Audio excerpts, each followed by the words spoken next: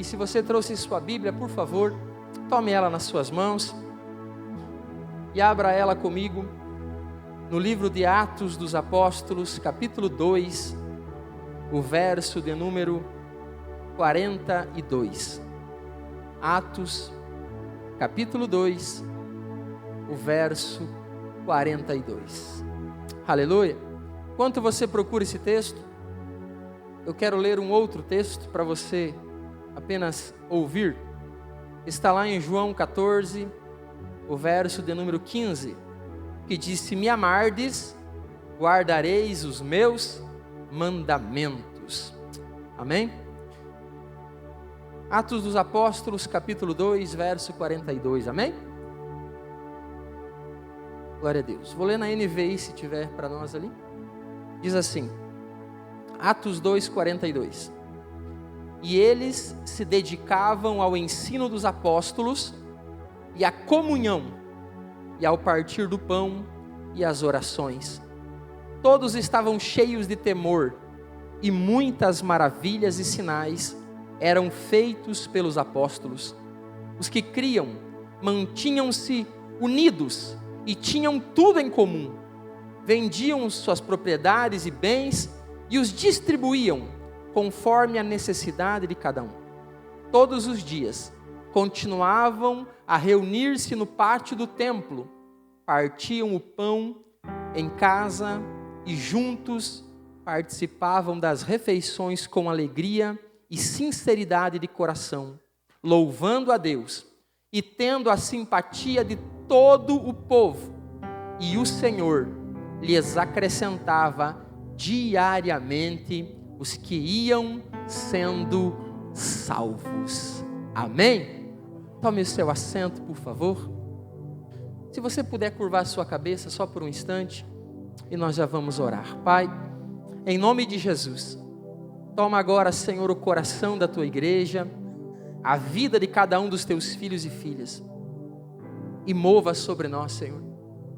Toca-nos, ó Pai, de uma forma tão profunda, tão intensa, tão verdadeira, que quando esse culto terminar, Senhor, nós possamos sair daqui edificados e abençoados pelo Senhor, para a glória, honra e louvor do teu nome. E você diz amém e graças a Deus. Amém? Queridos, nós lemos em João capítulo 14, verso 15, Jesus disse: se vocês me amam, vocês guardarão os meus mandamentos. Eu quero abrir com esse texto, querido, porque às vezes nós queremos amar a Deus do nosso jeito. Nós queremos relativizar o Evangelho para que ele se enquadre dentro daquilo que nós queremos. Só que o Evangelho, ele não vem para ser mudado ou alterado. O Evangelho vem para nos mudar e nos transformar. E quem concorda com isso, diga aleluia. Então essa noite, irmãos, eu quero levar o seu coração, a sua mente de volta lá para o passado, lá para o início da igreja, quando a igreja do Senhor foi estabelecida sobre a terra. E eu quero essa noite, junto com você, tirar alguns princípios de uma igreja que é santa, de uma igreja que é poderosa, de uma igreja que é verdadeira sobre a face da terra. E nós vamos essa noite, queridos, ao final desse culto, entender, e nós vamos nos aprofundar um pouquinho mais em um dos princípios. Eu quero que você entenda, irmãos, que existe um propósito para a igreja estar na terra. Se eu perguntar para você assim, qual que é o propósito do martelo? Você sabe me dizer? Você vai dizer, pastor, claro que eu sei. O propósito do martelo é pregar os pregos, não é isso? Se eu perguntar para você assim, qual é o propósito de uma trena? Você vai dizer, pastor, isso aí é fácil. O propósito de uma trena é tirar medidas. Mas se eu perguntar para você qual é o propósito da igreja? Para que a igreja existe? A trena sabe para que ela existe, o martelo sabe para que ele existe, mas e por que ou para que existe a igreja do Senhor? Antes de eu continuar, por favor, levante a mão direita para cima e diga assim: eu sou a igreja do Senhor. Por favor, bata no ombro de alguém e diga: você é a igreja do Senhor. Bata em outro e diga: nós somos a igreja do Senhor. Aleluia. Agora, para que nós existimos, irmão? Qual é o propósito da igreja existir? Qual é o propósito? Para que nós existimos como igreja? Pois bem, para nós entender essa resposta, nós precisamos olhar para a palavra de Deus e voltar ao princípio de tudo, quando a igreja foi estabelecida sobre a terra. E nós lemos o livro de Atos dos Apóstolos, capítulo 2, verso 42 em diante. E esse texto, irmãos, ele fala sobre o início da igreja. E a Bíblia vai dizer para nós que no início da igreja os irmãos estavam juntos. Diga comigo: comunhão. Diga assim: os irmãos se dedicavam ao ensino. Diga: aprendiam a palavra. A terceira coisa que acontecia naquele grupo, irmãos, a Bíblia diz que eles vendiam as coisas que tinham e eles distribuíam conforme cada um tinha necessidade. Diga comigo: eles serviam uns aos outros. Isso fala de ministério. A quarta coisa que havia entre eles, irmãos, a Bíblia diz que eles louvavam a Deus. Diga: havia adoração.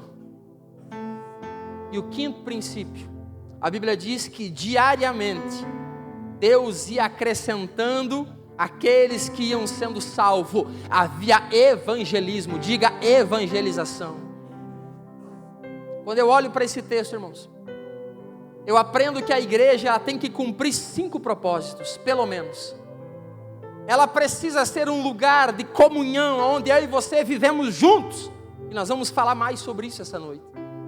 Mas a igreja também precisa ser um lugar onde nós somos discipulados, onde nós aprendemos as verdades do Evangelho e nós amadurecemos e ajudamos outros a amadurecerem também.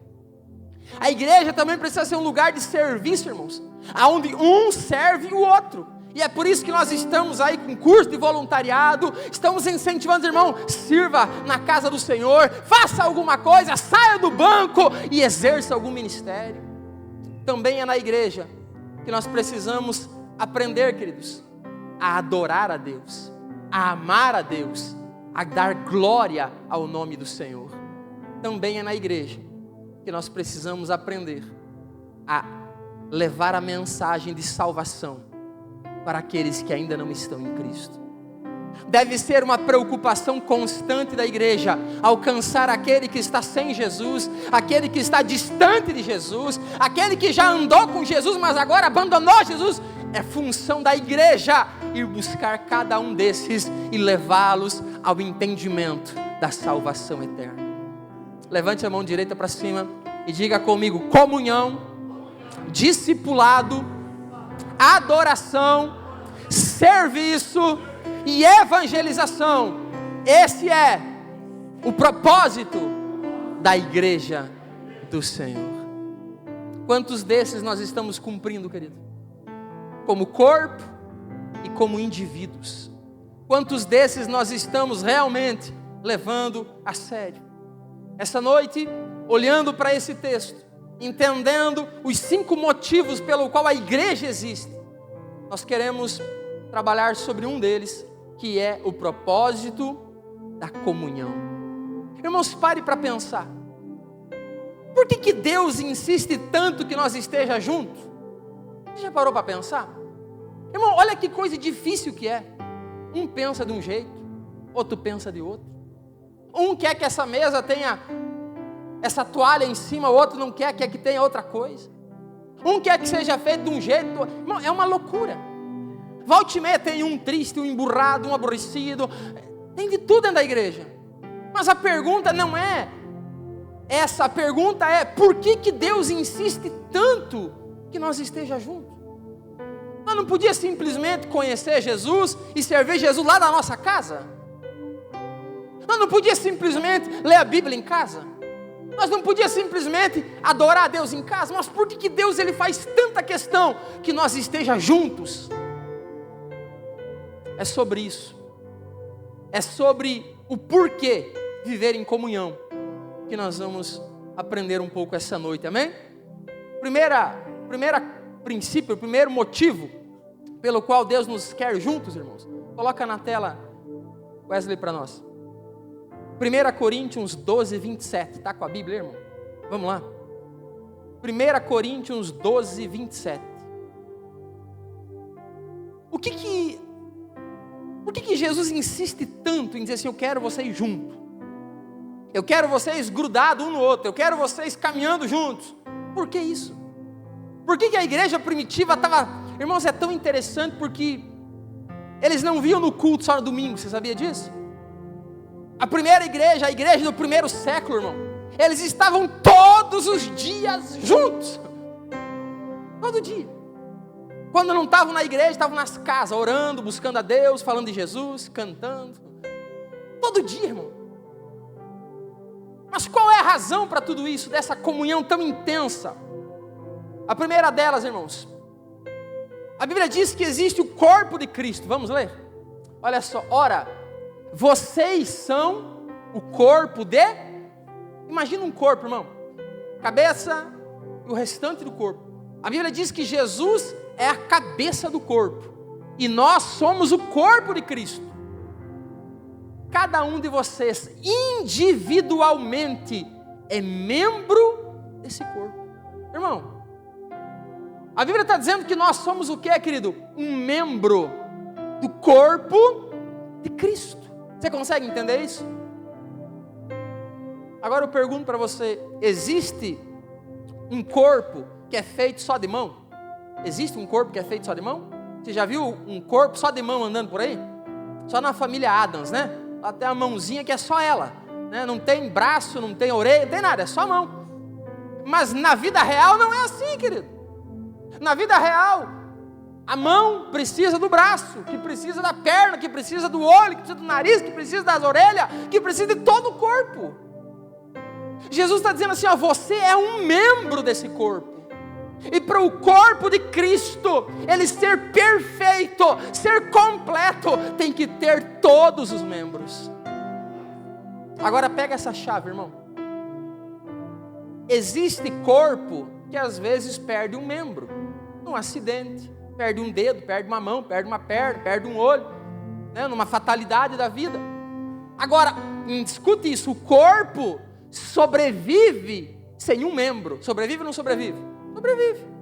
Mas quantas pessoas tem por aí, né, que numa fatalidade da vida, numa maquita, numa serra, né, num acidente, perdeu um membro, mas está vivo? Agora, você já viu um membro sozinho, sem um corpo? Pode ficar vivo? Não pode. Então entenda o primeiro princípio, irmão. Nós só conseguimos ficar vivos se nós estivermos juntos. Nós só podemos ter a vida do corpo de Cristo se estivermos reunidos. Nós somos o corpo de Cristo, mas individualmente nós não somos o corpo de Cristo. Nós somos membros do corpo de Cristo. E um corpo só é corpo se tiver membros. Então eu não posso ser igreja sozinho em casa.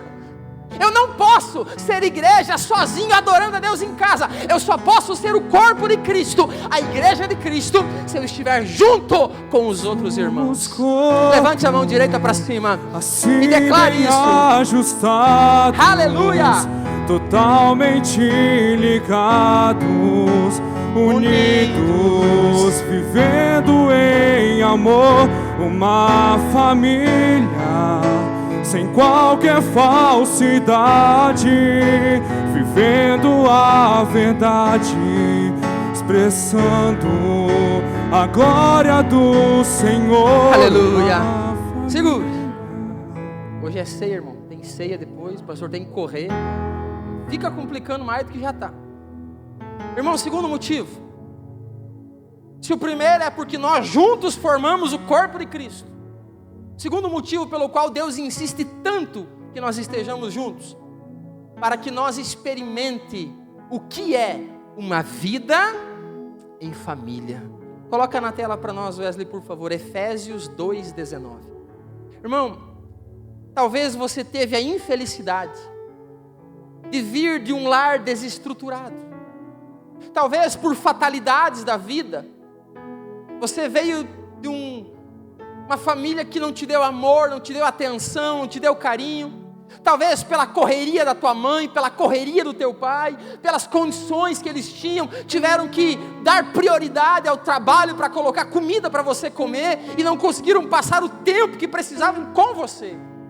E talvez você cresceu uma pessoa com carências, uma pessoa com alguns problemas emocionais, aonde você se sente mal amado, rejeitado, enfim, uma série de coisas. Talvez tem gente que perdeu o pai muito cedo, talvez perdeu a mãe muito cedo, talvez houve situações na sua casa e você acabou deixando a família muito cedo. O segundo propósito pelo qual Deus nos quer juntos, irmão, é porque Ele quer que eu e você experimente o que é viver em família, porque o projeto de Deus para nós é uma grande família nos céus, em nome de Jesus. Olha o que diz Efésios 2,19. Portanto, vocês já não são estrangeiros. Estrangeiro é alguém que está só passando, irmão. Nem forasteiro, é aquele que vem de fora e não conhece ninguém. Não. Mas concidadão dos santos e membros da família de Deus. Diga assim: eu não ando sozinho. Diga: eu tenho família. Tem coisa mais bonita, irmão, que você fala assim: eu tenho uma família. Eu pertenço a essa casa, eu pertenço a essa família. E quando alguém dizer que família que você pertence, eu pertenço à família de Deus, e eu tenho muitos irmãos. E deixa eu te contar um segredo. Você tem um irmão mais velho, que é fenomenal. O teu irmão mais velho, querido, ele é o cara. Se tem alguém para você se orgulhar, se tem alguém para você falar sobre ele, se tem alguém que você pode ter como um herói na sua vida, é o seu irmão mais velho, o primogênito entre todos, Jesus Cristo, o nosso Senhor. A Bíblia diz que ele vem ao mundo como Filho único de Deus, mas ele volta ao Pai sendo o primogênito de muitos irmãos.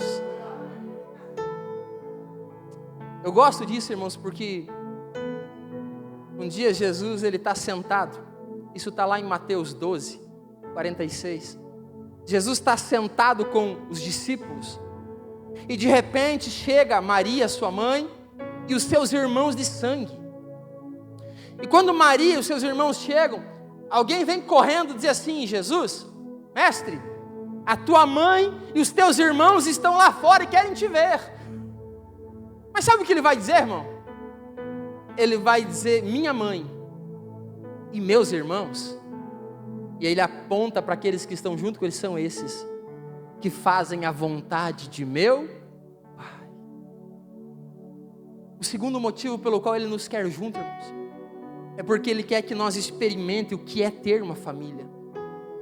Deus está construindo uma grande família, onde nós temos o nosso pai e nós temos um irmão maravilhoso, irmãos. E Ele está querendo construir uma família muito grande. Nós, no passado, ouvimos histórias dos nossos pais, da nossa família, dizendo assim: aquela família lá eram em 12 irmãos. Nós falamos: nossa, que família grande. Não é assim? Olhamos para algumas famílias e falamos assim: essa família aqui são em 15, em 16. Você fala: meu Deus. Hoje a maioria tem 1, 2. Os bem corajosos estão tendo 3, irmão. Mas esse é os nível hard de fé, né? A maioria é 1, 2. E não passa disso. E nós falamos: meu Deus, uma família de 16, de 15. Tem umas até maior que isso, irmão. Mas quando eu olho para Deus, irmão, eu vejo Deus construir uma família gigantesca e dizendo: você é da minha família, você faz parte da minha família. Aleluia.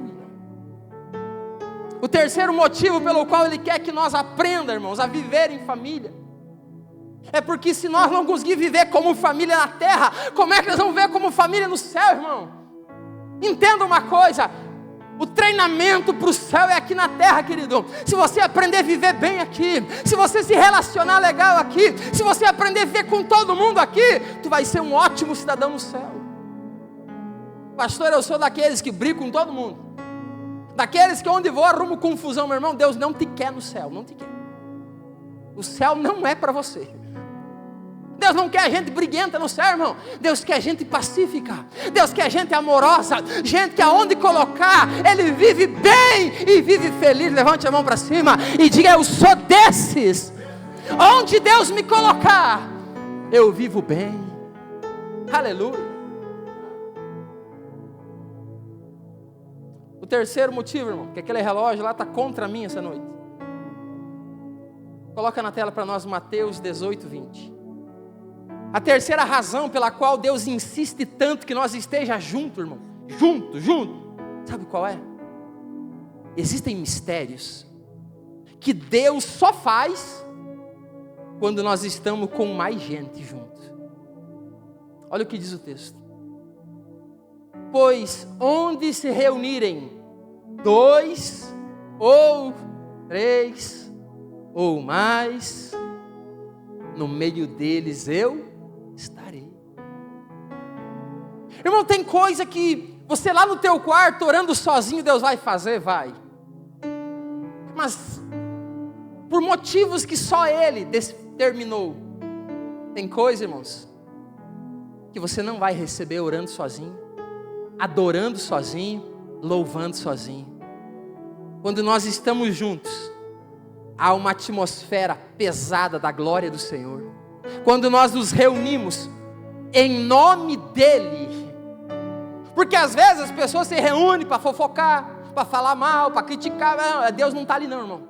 Agora quando Ele fala assim, esses aqui, opa, peraí. Esses aqui se reuniram em meu nome. Ele diz, no meio deles eu vou estar. E quando Ele começa a se mover entre nós, irmãos, começam a acontecer coisas sobrenaturais. Às vezes você nem veio buscar alguma coisa, Deus te entrega, porque há uma atmosfera diferenciada quando nós estamos juntos buscando o Senhor.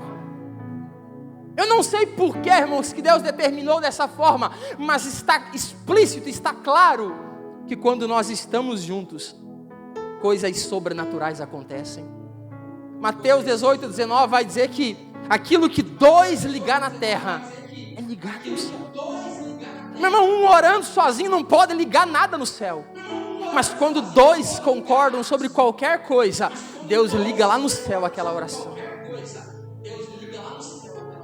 Diga comigo assim, comunhão é coisa de Deus. Irmãos, Deus gosta de nos ver juntos. É uma diversidade, irmãos. Você já parou para olhar a igreja? Na igreja tem gente menor, de menos idade, tem gente de bastante idade, tem gente de meia idade. Na igreja tem homem, tem mulher, na igreja tem criança, tem adolescente. Irmão, é uma confusão de cabeça, é uma diversidade doida. E Deus olha para tudo isso e fala assim, se você estiver junto, eu estou no meio de vocês. Se você estiver junto, eu derramo da minha glória sobre a vida de vocês. E Ele vai além, irmão. Coloca na tela para mim, Wesley, por favor. Salmo 133, irmãos. O verso 1 diz assim, ó, quão bom e suave é que os irmãos estejam em união. Agora, olha o que ele vai dizer no verso 3. Coloca o 3 para nós. Ele vai dizer assim, ó, é como o orvalho do Hermon quando desce sobre os montes de Sião. Aí ele vai dizer assim, ó, ali. Ele vai dizer, é nesse lugar. É quando eles estão juntos. Ó, quão bom e suave é que os irmãos vivam em união. Porque é ali, é nesse ambiente que o Senhor concede a bênção da vida. Pastor, meu casamento está morrendo. É nesse lugar que Ele vai devolver a vida para o teu casamento. Pastor, eu estou perdendo a saúde. É nesse lugar que Ele vai devolver vida para o seu corpo. Pastor, minha vida financeira está aos pedaços. É nesse lugar que Ele vai trazer vida sobre a sua vida financeira. é ali que Ele concede a bênção da vida para sempre. Meu irmão, Ele preparou um ambiente de comunhão para derramar coisas sobre a nossa vida que nós não alcançaremos em outro lugar, em nome de Jesus, amém? Quarta coisa, irmãos, quarto motivo pelo qual Deus quer que nós permaneça junto, e eu já estou encerrando. Quando nós estamos juntos, algumas coisas acontecem no mundo espiritual, irmãos, que elas não aconteceriam se nós não estivéssemos. A Bíblia vai dizer para nós, no livro de Atos dos Apóstolos, coloca na tela para mim o capítulo 12 e o verso 5. Atos 12, 5. Esse texto de Atos 12, irmãos, escute. Pedro é preso. Jesus havia morrido, agora eles prendem um dos apóstolos, matam ele, é Tiago, está morto, e agora eles veem que aquela morte daquele apóstolo, ela contentou os inimigos do evangelho. Sabe o que eles fazem? Eles prendem Pedro também, e colocam Pedro preso dentro de uma cadeia, e Pedro será executado no dia seguinte, assim como Tiago havia sido. Só que a Bíblia vai dizer para nós, irmãos, 12:5 diz que Pedro então ficou detido na prisão, mas a Bíblia vai dizer, diga comigo, a igreja. Quem é a igreja? Corpo de Cristo. Quem é a igreja? Muitos membros que estão reunidos.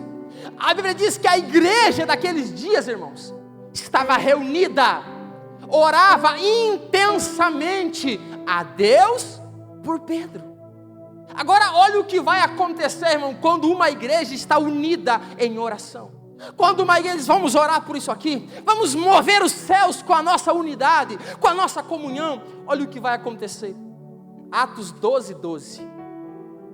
A Bíblia vai dizer para nós que Deus abre as cadeias, tira Pedro para fora.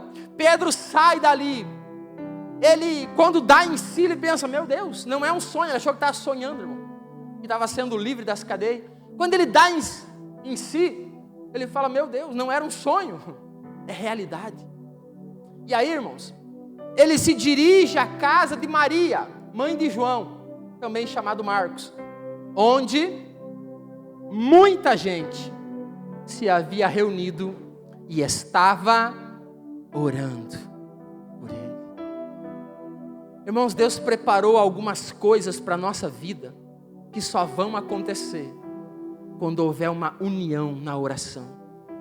Quando a igreja ora por alguma coisa, irmãos, quando a igreja lança palavras proféticas no céu, querido, há um rebuliço no mundo espiritual, e cadeias são quebradas, inferno é derrotado, e o povo de Deus avança. Eu quero profetizar esta noite, irmão, sobre a tua casa, sobre a tua família.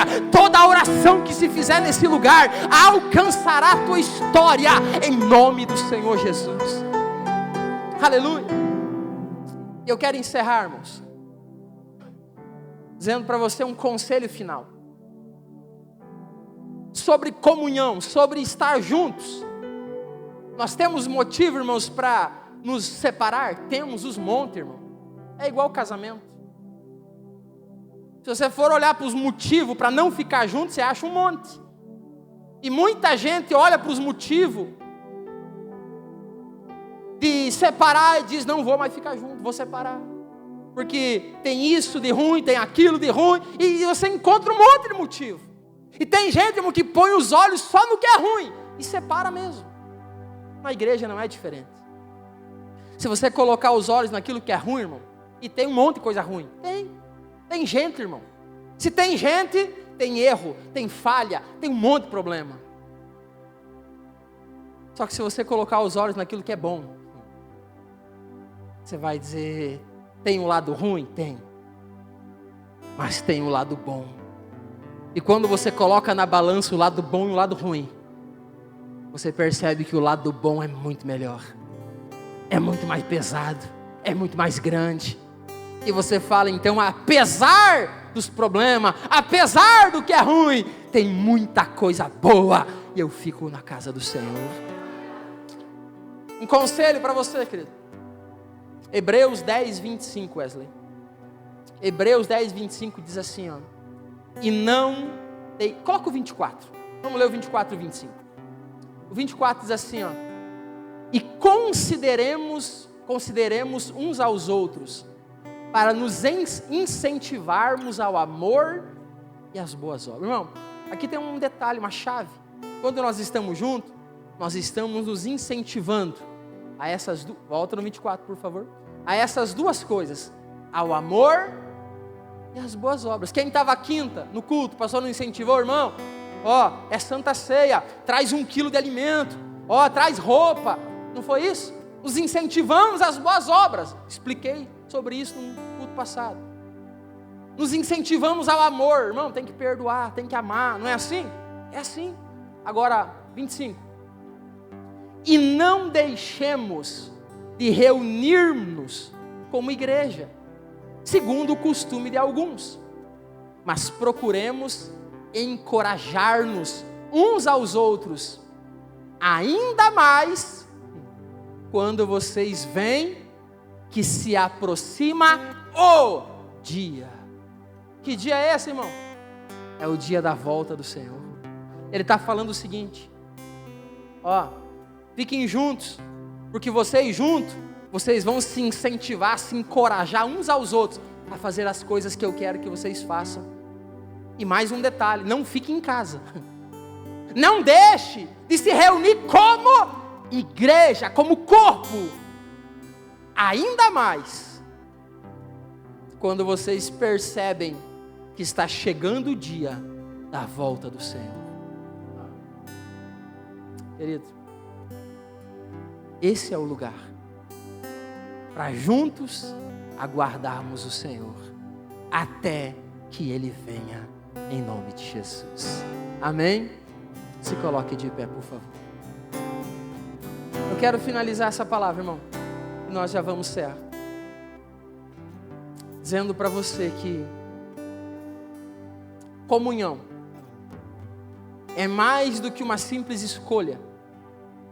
É um dos motivos pelo qual a igreja existe. Deus determinou que a igreja seria o lugar da comunhão, porque é nesse lugar que Ele faz coisas sobrenaturais. É nesse lugar que Ele molda o nosso coração. É nesse lugar que Ele se move com tanta glória e com tanta força.